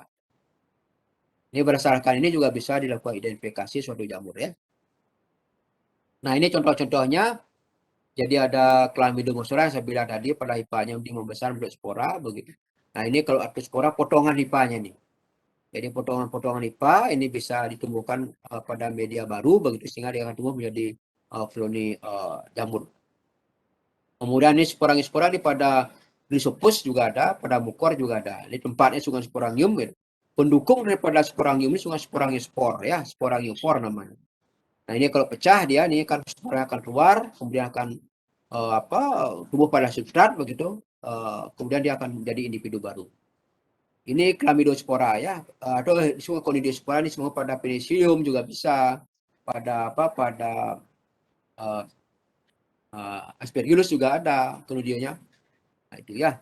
Nah, ini pada ini cuma Blastospora, ini pada Trichoderma biasanya ada juga Blastosporanya. Jadi semacam tunas dia pada selnya gitu. Pada Trichoderma. Kemudian kalau spora seksualnya juga ada oospora, kemudian ada zygospora, kemudian ada juga azospora dan basidiospora. Ini spora-spora seksualnya. Jadi spora seksual ini berdasarkan pembentukan spora itu dibentuk melalui pertemuan gamet dia biasanya. Jadi ada gamet jantan dan gamet betina bertemu, ini akan bentuk spora dia. Gitu. Jadi sedangkan arthrospora tanpa ada pertemuan gamet dia. Itu yang membedakan antara spora seksual dengan spora aseksual dengan seksual ya. Nah, ini kalau kita lihat zygospora misalnya pada Rhizopus ya. Jadi kalau ada hipa-hipa yang yang mengandung walaupun sama dia gininya, tapi dia sifat fisiologisnya berbeda.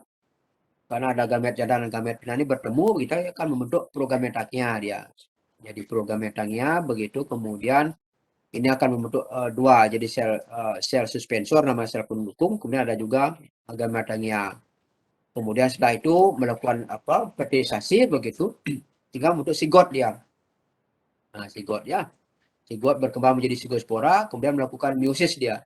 Jadi dari 2N menjadi N begitu, sehingga kembali dia. Jadi kembali mengandung N dan spora ini akan jatuh pada substrat begitu, kemudian tumbuh lagi bergeminasi. Nah, kemudian sifat-sifat sporanya ada yang jantan dan ada yang betina, bila ditandai dengan positif atau strain positif, kemudian ada strain negatif begitu ya. Nah ini begitu siklusnya. Begitu siklus dari pembentukan zygospora. Ya, jadi ini bersifat secara seksual ya. Secara seksual ya. Ini biasanya pada Rhizopus ataupun pada Mucor ya, pada Mucor.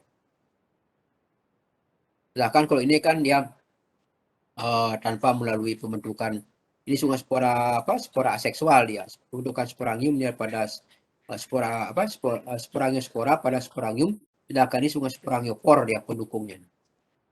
Ya. Nah, ini penjelasannya pembentukan spora ya. Jadi tadi saya bilang dua IPA yang serasi berdekatan, saling berdekatan, bersentuhan membentuk program petangnya gitu ya. Jadi membentuk sekat gitu. Kemudian setiap organel memisahkan menjadi dua sel, gametnya ada suspensor yang saya bilang tadi. Untuk zigot menjadi sinusigot, menebar menjadi sigospora, kemudian melakukan meiosis dan lagi. Dari meiosis dari 2N menjadi N ya. Demikian seterusnya untuk pembentukan siklus hidup daripada sigospora. Kemudian kalau azospora seperti ini ya. Hanya bedanya di sini dia membentuk askus dia.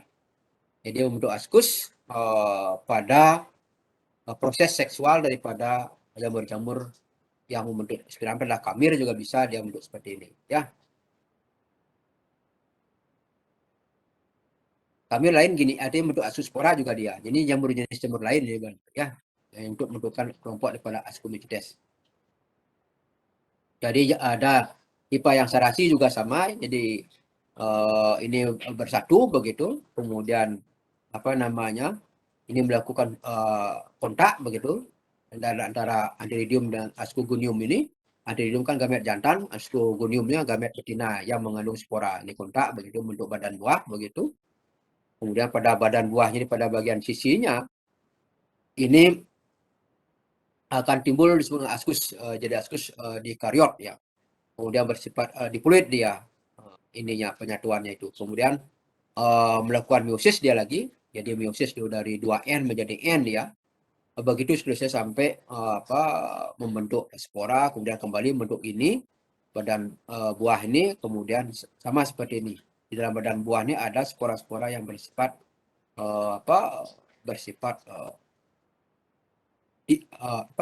haploid. Jadi bersifat haploid ya. Jadi mengandung satu nukleotida dia, satu N dia ya.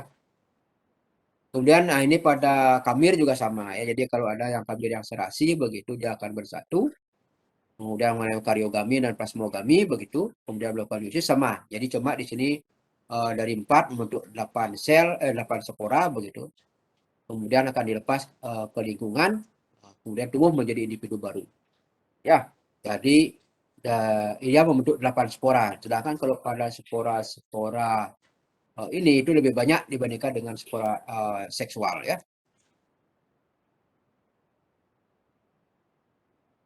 Kemudian kalau basidiospora ini biasanya 4 yang terbentuk. Jadi sama tadi jadi IPA yang serasi begitu. Jadi IPA yang serasi, kemudian membentuk tubuh buah lagi di pada bagian payungnya ini ada sporanya begitu yang di karyotik itu mengalami sudah mengalami penyatuan begitu. Kemudian juga mengalami meiosis dia ini. Cuma meiosis pada bedanya di sini adalah dia membentuk 4 spora dia. Jadi basidium dengan 4 penjuluran. Sedangkan pada azospora sampai 8 dia membentuk. Ya. Nah, ini kalau oospora ini ada Antheridium dan Oogonium begitu. Antheridiumnya adalah gamet jantannya, kemudian Oogonium tempat daripada ininya. Sporanya begitu, sedangkan oosphere adalah sel gamet betinanya. Sel gamet betinanya. Ya, setelah mengalami penyatuan begitu di sini. Sama ya, jadi mengalami meiosis juga. Ya cuma bedanya di sini ada Antheridium dan Oogonium dan tempat daripada spora ini cuma Oogonium namanya. Sedangkan tadi basidium, kemudian ada juga ascus ya, ascus basidia, ada ascus disebut yang tadi itu tempat sporanya ya. Nah, kalau sifat morfologi koloni, jadi ada bentuk kalau kita lihat dan ukurannya, teksturnya, kemudian warnanya juga salah satu dalam hal kita mengidentifikasi ya.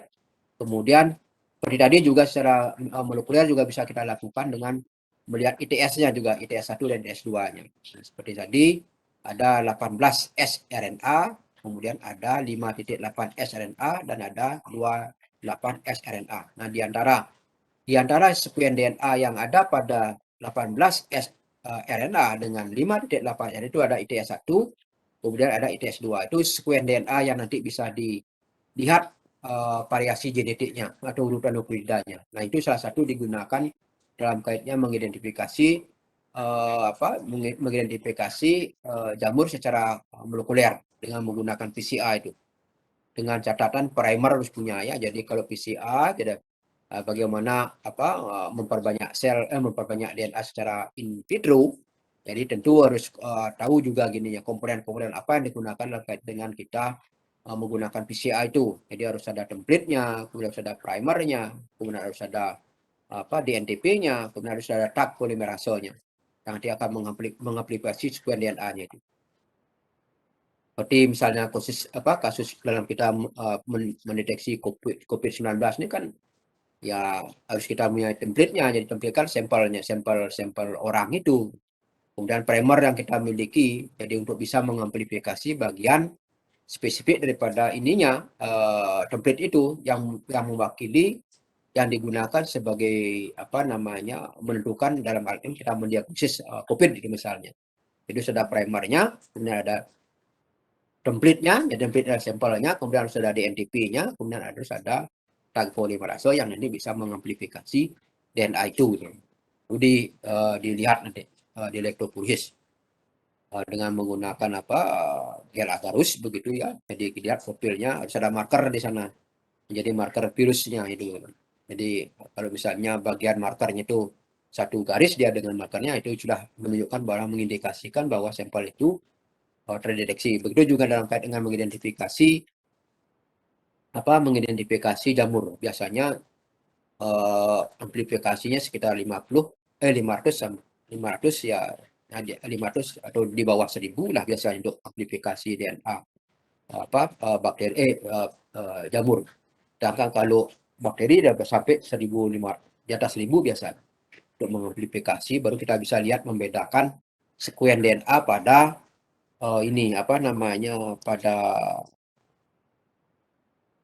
pada template-nya itu. Jadi berapa yang kita gunakan dalam kait. Nah, setelah itu biasanya dalam kait identifikasi sekuen yang kita dapatkan itu biasanya kita menggunakan blast, biasanya di blast di NCBI biasanya, jadi Genbank ya, Nationality Center Biotechnology Information. Nah, itu biasanya NCBI. Jadi ada Genbank. Jadi sekuen DNA yang kita cocokkan di sini ada programnya begitu. Kemudian kita lihat nanti di sana apa bakteri ataupun jamur yang kita identifikasi itu. Ada Genbank yang sudah ada orang mengupload biasanya sekuen DNA dari masing-masing jamur itu atau bakteri itu. Sehingga kita bisa dengan secara otomatis bisa menentukan bahwa sampel yang kita miliki ini termasuk spesies ini begitu. Jadi kemiripannya misalnya 99%, sekian persen, 100% gitu. Berarti kalau 99% itu berarti ada satu DNA urutan nuklear yang berbeda dengan yang ada di Genbank itu. Jadi di NCBI itu. Ya, itu caranya dalam kait mengidentifikasi bakteri penjamur. Kemudian sifat fisiologis. Nah, ini pertumbuhan kapang adalah Aspergillus AW-nya. Jadi salah satu juga bagaimana kita mengendalikan pertumbuhan kapang ya salah satu menekan daripada water activity-nya, jadi kandungan airnya. Jadi biasanya di bawah 0,9 ya baru bisa kita ini kan agak aman ya dengan artinya tidak bisa bergerminasi lah. Ini ada sporozoa tergantung juga spesiesnya ya. Misalnya ada juga yang bisa tumbuh pada 0,62, 0,93. Bisa 0, penicillium bisa tumbuh pada 0,99 untuk AW. Jadi water activity, kandungan air pada substrat itu. Kemudian kebutuhan temperatur ada termofilik, kemudian ada mesofilik, kemudian ada psikrofilik. Jadi di bawah 0 derajat juga bisa ada yang tumbuh jamur ini.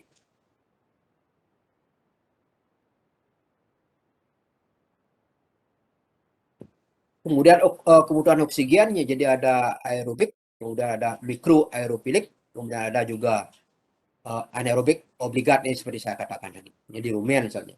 Ya jadi kebutuhan oksigennya. Ini saya pernah mengisolasi bakteri ini agak susah ya, jadi harus diguyur dengan CO2 aja. Jadi kita harus memiliki NCAS ataupun laminar airflow yang sudah diguyur dengan CO2 supaya kondisinya betul-betul anaerob dia. Jadi kalau misalnya ada oksigen dia mati dia. Jadi mikroba yang kita isolasi agak sulit ini. Jadi makanya kalau kalian yang melakukan penelitian terkait dengan mikroba yang bersifat anaerob itu agak susah ya. Jadi harus kita lengkapi dengan instrumennya.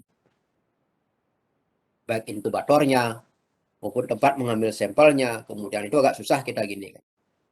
Apalagi bekerja dengan menggunakan rumen ini biasanya ya ada bakteri-bakteri yang bersifat atau mikroba-mikroba yang bersifat obligat yang agak susah ya. Kemudian kebutuhan pH, jadi kisaran 2 sampai 8 juga bisa tumbuh dia ya. Kemudian kebutuhan zat makanan ya pada media yang nutrisinya terbatas yang saya bilang tadi. Jadi pada kondisi media yang kritis begitu dia bisa. Kemudian kapang mempunyai enzim amilase, kemudian pektinase, lipase, selulase juga dia. Artinya ada bakteri-bakteri atau kapang yang memiliki kemampuan memecah misalnya Aspergillus niger biasanya. Jadi biasa hidup di sampah-sampah itu ya. Sampah-sampah organik misalnya limbah pertanian misalnya. Karena dia memiliki kemampuan enzim selulase ini. Ini di penelitian banyak di S1 juga dikerjakan ya. Terkait dengan bagaimana pemanfaatan mikroba-mikroba ataupun jamur penghasil enzim selulase dalam kait dengan pengolahan atau pembuatan pupuk itu misalnya ya sudah dilakukan. Kemudian penghambat pertumbuhan kapang jadi ada mikostatik, misalnya asam sorbat, propionat dan asam asetat juga termasuk fungisida ya. Yang bedanya di sini mikostatik dengan fungisida, kalau mikostatik hanya bisa menghambat saja. Sedangkan kalau fungisida bisa membunuh. Nah, bagaimana ininya membuktikan bahwa ini bisa kita lakukan. Jadi bisa kita lakukan secara laboratorium ya. Apakah senyawa itu bersifat fungisida ataupun mikostatik. Misalnya kita menggunakan ekstrak itu misalnya menggunakan paper disk ataupun dengan menggunakan kertas sakram begitu ya. Kemudian kita ujikan misalnya pada cawan petri yang sudah berisi jamur begitu. Kemudian kalau misalnya ekstrak itu memiliki kemampuan, biasanya dia untuk solo bening dia di sekitar cakram itu. Kemudian kita coba angkat ya gininya, setelah masa inkubasi 24 jam coba kita angkat begitu. Kita cakram yang tadi yang bening itu begitu. Kemudian lanjutkan inkubasi. Kalau dia tetap menimbulkan zona bening, berarti dia bersifat sebagai membunuh dia. Bersifat fungisida dia. Tapi kalau misalnya zona bening itu kembali ditumbuhkan oleh jamur, berarti dia bersifat sebagai mikostatik. Itu caranya membuktikan bahwa apakah bahan aktif yang kalian dapatkan itu dia bersifat menghambat atau membunuh. Itu caranya salah satu dalam kaitnya menguji ya. Secara in vitro. Kemudian klasifikasi ini ada ada kelas Phycomycetes. Itu misalnya mukor dan seterusnya. Ini biasanya kalau kelas-kelas Phycomycetes ini adalah jamur-jamur yang primitif biasanya. Dia tidak memiliki setat ya. Tidak memiliki setat. Ini sebagai jamur-jamur primitif ya, itu Mycomycetes. Kemudian ada Ascomycetes, kemudian ada Basidiomycetes, kemudian ada Diodoromycetes ya. Diodoromycetes. Nah ini ada beberapa klasifikasi, ada juga yang tergantung buku yang digunakan nanti dalam kaitan dengan mengidentifikasi ya. Nah ini ada Mycomycetes, biasanya jamur primitif itu yang ditandai oleh tidak adanya setat pada hipanya. Misalnya mukor dan Rhizopus. Kemudian Ascomycetes memiliki ascus, misalkan lidah albican juga ada yang memiliki ascus kan. Kemudian termasuk juga Pedrae portai ini yang kalau tidak salah menyebabkan pada kulit kepala ini Pedrae portai. Kemudian ada Agaricus compactus. Kemudian ada juga jamur-jamur yang Dioromycetes adalah kelompok-kelompok jamur yang hanya memiliki perkembangbiakan secara aseksual saja. Tapi perkembangan berikutnya Aspergillus juga ini dalam kaitnya dengan ini dia juga bisa memiliki perkembangan secara seksual, maka tergantung buku yang digunakan ya. Jadi dalam kaitan ini berlaku tidak mutlak sekali ya. Tidak mutlak sekali mengenai pengelompokan daripada kelas-kelas jamur ini. Nah ini coba mukor dan disebut saya ini kan bedanya di sini ada rhizoidnya ya. Ada disuit, dan sini tidak ada disuitnya pada mukor. Nah ini biasanya antara IPA yang satu dengan IPA yang lain, yang antara pembentukan sporangiumnya ini sungai stolon namanya. Kemudian ini sporanya ada sporangiopor, kemudian sporangium, ini di dalam sporangium ada spora ada pada Rhizopus. Dan kalau kepada Aspergillus ya seperti ini ya. Dia adalah fisikalnya, kemudian ada sterigma, ini merupakan bantalan daripada conidianya, sterigmanya. Kemudian ada fisikal, kemudian ada variasi daripada hipa. Pada Aspergillus ya disungan foot cell ya, sel kaki. Jadi sel kaki ini merupakan variasi dari pembentukan hipa. Ya, itu disungan foot cell ya. Nah ini contoh-contohnya ya, contoh-contoh yang saya akan ginikan lagi. Kemudian yang menarik lagi ya, ini kelompok Basidiomycetes adalah ada jamur mushroom ini. Jadi ini adik bisa teliti ini ya terkait dengan mushroom ini. Jadi karena dia mengandung zat psilocina ini atau psilocybin, setelah masuk dalam tubuh menghasilkan psilocina dia.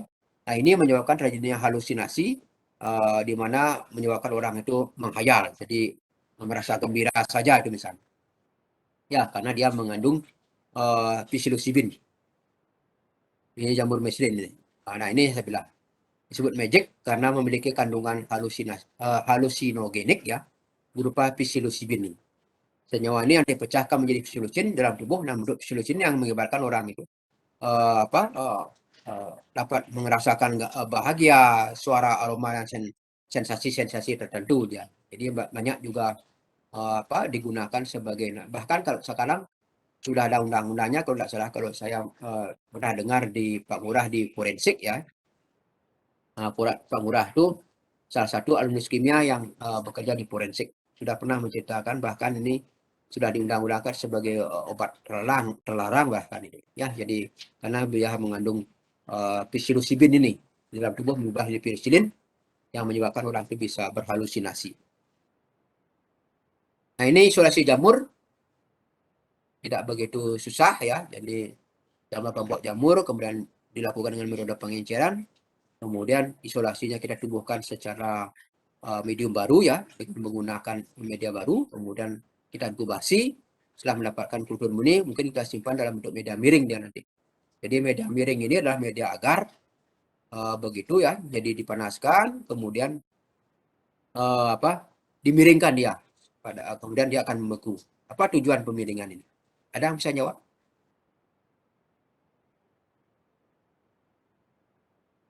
Jadi media miring ini tujuannya adalah untuk memperluas permukaan dari medium ini sehingga kita mudah menyetriknya. Nah, itu semua media miring ya, jadi mudah menyetrik, kemudian kita simpan di kulkas. Saya kira itu untuk pertemuan hari ini. Kalau ada yang ingin ditanyakan, silakan. Ini ada 93, cukup banyak ya. Jadi cukup banyak, mudah-mudahan semuanya goal nanti. Jadi goal, jadi jadi sarjana farmasi, kemudian bisa lanjut ke profesi. Karena sementara ini saya dengar profesinya sekarang ujiannya itu adalah ujian nasional. Jadi Menkes yang mengeluarkan ininya. Menkes yang mengeluarkan sertifikat atau soal-soal terkait dengan mendapatkan sertifikat ini apoteker ini. Kalau dulu masih di kita di farmasi barangkali. Tapi kalau saya dengar terakhir, karena anak saya akan tahu, jadi anak saya di farmasi begitu. Sekarang udah ini apoteker. Dia kemarin tes tes apotekernya, dan kemudian banyak juga yang tidak lulus begitu. Nah itu saya wanti-wanti dari sekarang, pelajari dengan serius. Kalau memang kalian ingin jadi seorang apoteker ataupun ini harus betul-betul serius belajarnya ya. Jadi jangan tanggung-tanggung, karena saya lihat pengalaman, saya yakin kalian juga seperti itu. Jadi tidak berhenti belajar, jadi sampai siang malam itu belajar ya. Maka dulu karena pengalaman saya lihat dari anak saya yang sudah di farmasi, tamat farmasi, kemudian mengikuti apoteker, kemudian apoteker dia tes kemarin, jadi sudah sudah was-was juga tidak lulus begitu. Syukur juga lulus anak saya.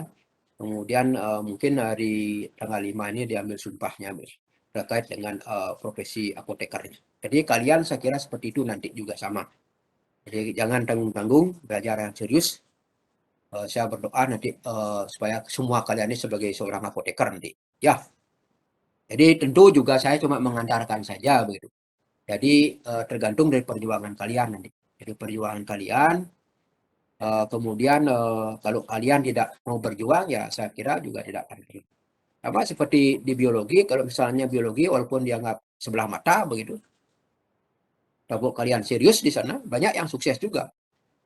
Jadi ahli ular juga ada begitu. Kemudian juga ada yang melanjutkan sampai S3 juga ada.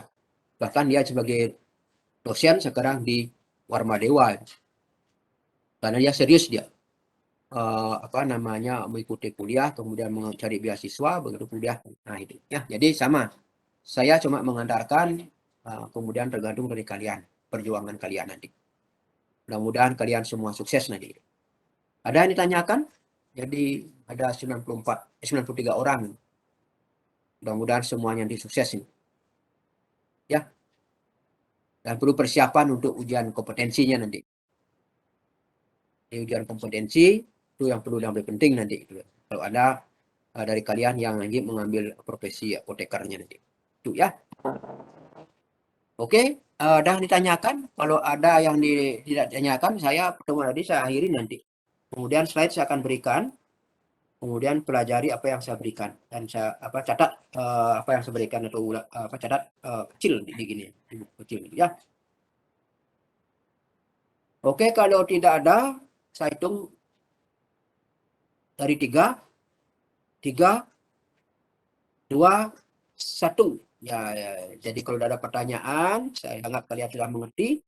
Kemudian saya siap, artinya kalau misalnya di diskusi semasih saya bisa menjawab, saya akan berikan.